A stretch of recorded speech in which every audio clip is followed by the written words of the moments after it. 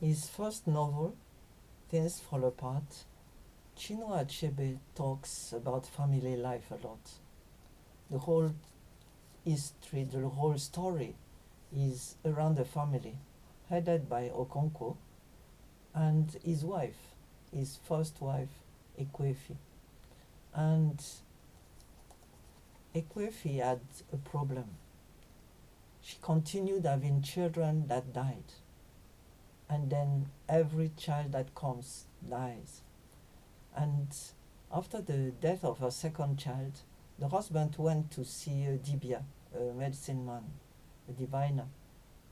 And the diviner told him that the child was an Ogbanje, that kind of child that, as explained by Chinua Achebe, a wicked child, a wicked spirit that goes and comes back and goes and comes back to be reborn every time, plaguing those families with multiple childbirth, with dead children, you know.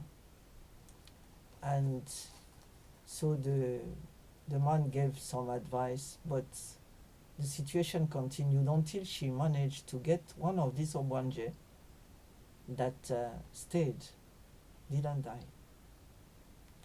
As for me, I had no idea about all this spiritual world. I'd never heard about demons, I don't think so. I grew up in France to a family that was ignorant about this. I was a Christian, but that's about it. And when I came to Nigeria, after some months I managed to get an apartment on my own. I was on the second floor, and there was a Nigerian family that lived on the same floor, the other side.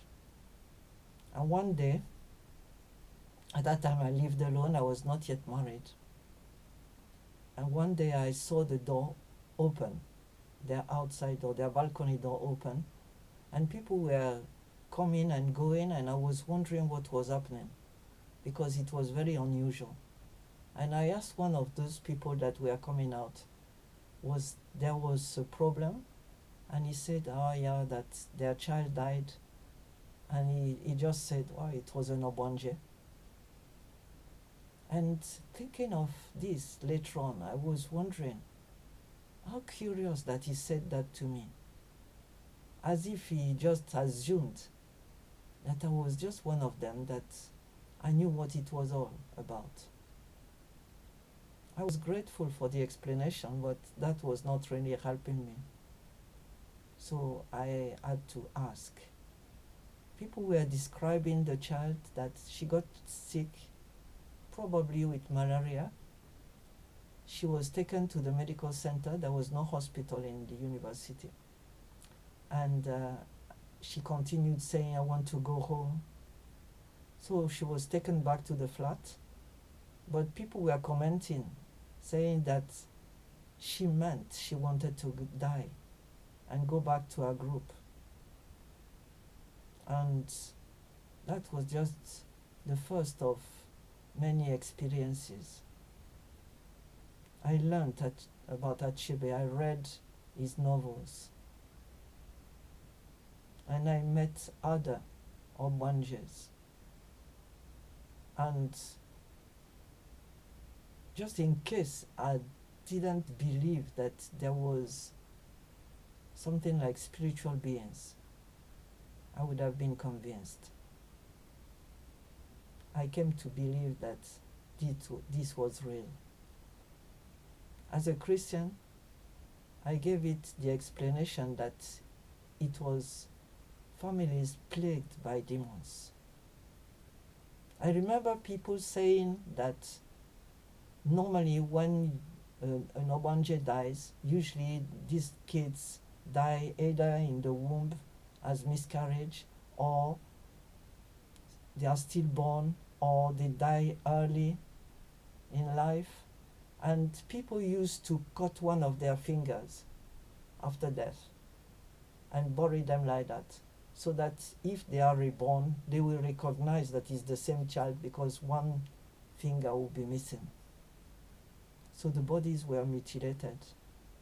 I don't know whether they still do it, but it was the tradition, what people used to do. But this was a terrible thing. And you know, of course, that there were studies in the university about that. People explained it by, oh, it was sickle cell anemia.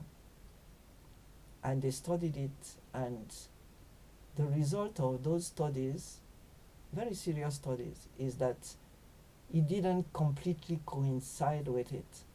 So those kids, some of them could have died because of sickle cell anemia, but others had no reason to die.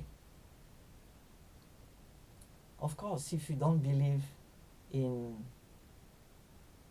supernatural world, you would give it another explanation. Well, anyway, so many kids die in infancy because of dirty water, diarrhea, malaria, measles. But the fact remains that that is part of the landscape in Nigeria. Books have been written about it. Shoinka in Yoruba land wrote a poem about it. It's part and parcel of Nigerian tradition. And for me, that was a discovery. I won't say much about it now. It's up to you to believe or not. But the fact is, you cannot ignore it because it's part of Nigeria.